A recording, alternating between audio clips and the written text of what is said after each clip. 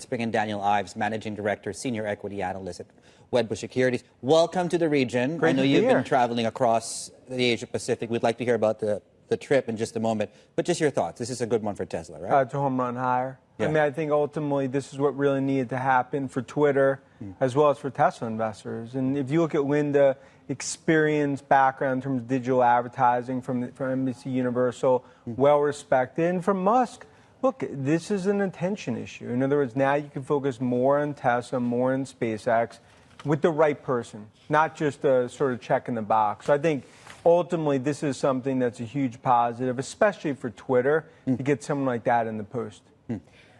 If that whole overhang is now gone about Twitter, how positive is that for the Tesla stock in particular? You've been crunching the numbers. It moves the needle, but right now I think a lot of that has sort of dissipated in terms of as an overall overhang. Now for Tesla, it's really about the price war that's happened in China. You know, in terms of EV arms race, how this is all going to play out for Tesla. Yeah. Can they maintain margins? So I think a lot of that sort of dissipated, and now it's kind of, again, a prove me story, just given what we're seeing, not just in China, but also across the U.S. in terms of 130 automakers going after the EV opportunity. Yeah. What are the answers to those questions? In China, for example, I think that's about a fifth of their revenue, if I'm not mistaken. Yeah, look, I continue to think China is going to, it's the hearts and lungs of Tesla. And I think that's why there's such a month-to-month focus in terms of market share and how they can gain. Look, no doubt, I mean, competition's stiff. You look at BYD, you look at NIO, XPeng, and others.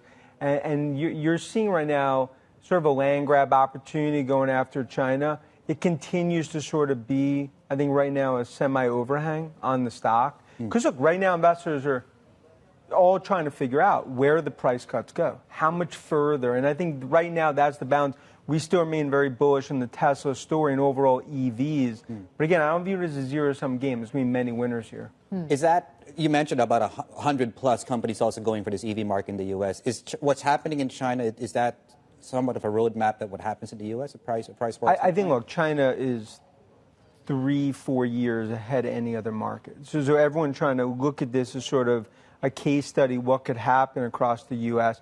Now, no doubt, because of the supply chain, because of where China is, I think it is a unique market, but also it's the golden goose. Yeah. I mean, that is really the biggest opportunity when it comes to EVs in China. There was just a news about that they're recalling almost every car that was sold in China for braking issues. Does that raise any alarm bells to you in any Look, way? I think the recalls, I mean, you don't want to see them, but it is commonplace within auto to have recalls.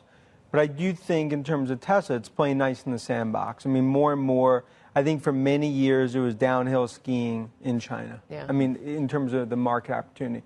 Now it's competitive, and price cuts have happened, and now, you know, this is what I view as the key 6 to 12 months ahead to really show what demand looks like in China, especially after the price cuts.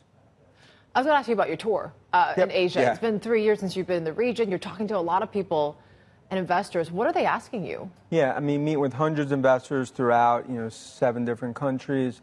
I think a lot of it is around AI arms race. Okay, is it just Microsoft and NVIDIA? Is this real? How big of an opportunity? We believe it's one of the biggest transformational themes really in the last 20 years. I think also big tech has significantly outperformed. How do you play that? Is mid-cap going to ultimately catch up? We think a lot of these tech companies will rip the Band-Aid off in terms of guidance. And then I think a lot of investors are just trying to play, whether it's the U.S. or the China angle. I mean, who are really the best players in what I view as a fourth industrial revolution, but clearly a cloudy macro. Well, speaking of cloudy macro, do you think we're properly priced on these big tech names as far as this looming slowdown that's been, 18 months, 6 months away recession? I still think 10 to 15% upside here. I mean, the Hong Kong cab driver is negative on tech stocks. Okay, going into this year. Yeah. And it just goes back to the fact that that's really been the trade here. I think, you have a soft to no landing. These tech companies are spending like 1980s rock stars. They've cut costs. You've seen it from Meta to others. And that, in my opinion, from Google, Apple, Rocket Gibraltar stock, we saw it with earnings. They continue to gain share in China. So I think the path with big tech is higher. And clearly AI, I don't view it as a hype theme. I view it as transformational. That's why, especially with that company in Redmond, with Nadella, I think Microsoft continues to be the best play there. Yeah, I was going to ask you about AI because We focus a lot on the China AI's race. How are you viewing what the U.S. is doing and what sort of these rivals of ChatGPT look like? And how does it compare to the ones we've seen in the mainland?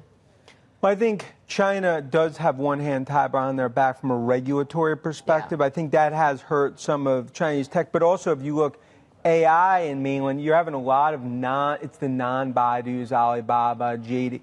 I've talked to a lot of companies within China. Some of the AI technology is phenomenal, but it's not even come from some of the bigger players. Whereas in the U.S., it is the big. You look at Microsoft, you look at Alphabet, look at Apple, Meta. Right now, it's a Game of Thrones going on in terms of AI. Now, Microsoft's at the top of that mountain, but this is going to be what I view as an $800 billion market the next decade. Your top pick, and it necessarily have to do with AI? Microsoft, Apple, and then cybersecurity, Palo Alto. Those are our three top picks in terms of ways to play, and of course Tesla on the EV side.